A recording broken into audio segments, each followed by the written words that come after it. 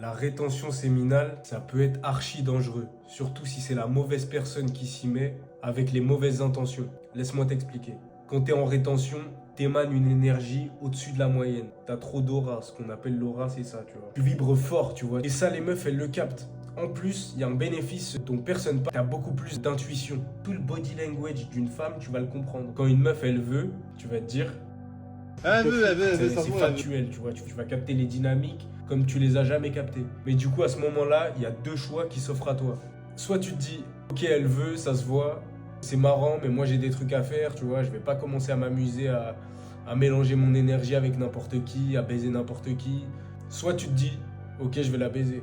Je vais la baiser, je vais lui faire du mal. Et c'est pour ça que la rétention peut être très dangereux. C'est que tu peux faire du mal aux femmes. Ensuite, ces femmes-là vont penser comme de la merde, tu vois. Elles vont dire, men are trash, je sais pas quoi, je sais pas quoi.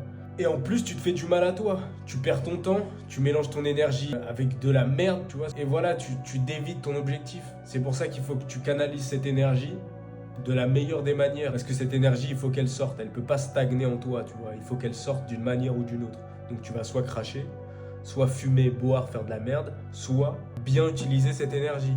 Sport, lecture, cultivation, faire de l'oseille. Tu vois ce que je veux dire?